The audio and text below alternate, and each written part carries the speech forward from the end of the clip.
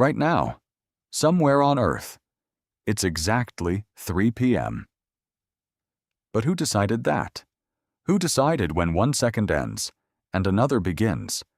And before the first clock was ever built, how did anyone know what time it was?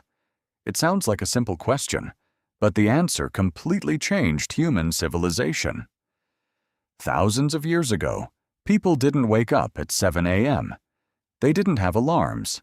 They didn't have watches. They didn't even know what 8 o'clock meant. Instead, they looked up. The sun was their clock. When it rose, the day began. When it reached its highest point, it was the middle of the day. And when it disappeared below the horizon, it was time to rest. Life was simple, but there was one huge problem. What happened on cloudy days or at night?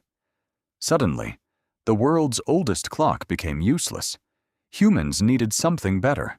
So they invented the first real clocks, not with gears, not with batteries, but with shadows. The ancient Egyptians placed tall stone pillars into the ground. As the sun moved across the sky, the shadow moved too. By watching that shadow, people could estimate the time. It wasn't perfect, but for the first time in history, people could divide the day into smaller parts. Then came another problem. What about nighttime or rainy weather? That's when another incredible invention appeared. Water clocks. Imagine a bowl slowly dripping water, one drop at a time. As the water level changed, markings inside the bowl showed how much time had passed. For the first time, people could measure time even in complete darkness. Later, some civilizations used burning candles with markings carved into the wax. Others used hourglasses filled with sand.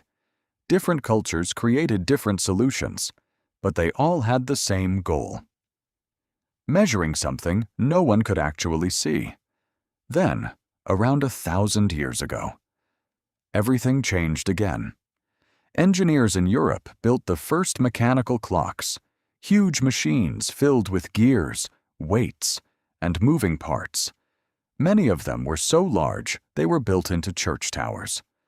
For the first time, time wasn't controlled by the sun.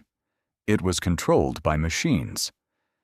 But here's where things get really strange. Even after clocks existed, different cities still used different times. When it was noon in one city, it might already be 12:15 somewhere else. That wasn't a problem. Until trains arrived. Imagine buying a train ticket. Your ticket says the train leaves at 2 p.m. But whose 2 p.m.? The station's, your town's, or the next city's? Without one shared system. Railways became chaotic. Schedules didn't match. Passengers got confused. Accidents became more likely. The world needed everyone to agree on one thing: time. So in 1884, representatives from around the world met in Washington, D.C. Together, they chose a single reference line running through Greenwich, England. That became the prime meridian. From there, the planet was divided into time zones, and for the first time in history, almost the entire world agreed on what time it was. But there's one question that's even stranger. Why are there 24 hours in a day? Why does every hour have 60 minutes? And why does every minute have 60 seconds? The answer goes back more than 4,000 years. To the ancient Babylonians, instead of counting in tens like we do today, they counted in 60s. Their numbering system was so practical for dividing circles and measuring the sky that parts of it survived thousands of years. Even today, every time you look at a clock, you're using mathematics invented by people who lived before the Roman Empire even existed. Think about that.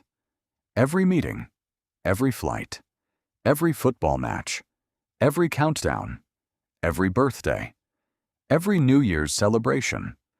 They're all based on ideas created thousands of years ago by people who never imagined smartphones, satellites, or the internet.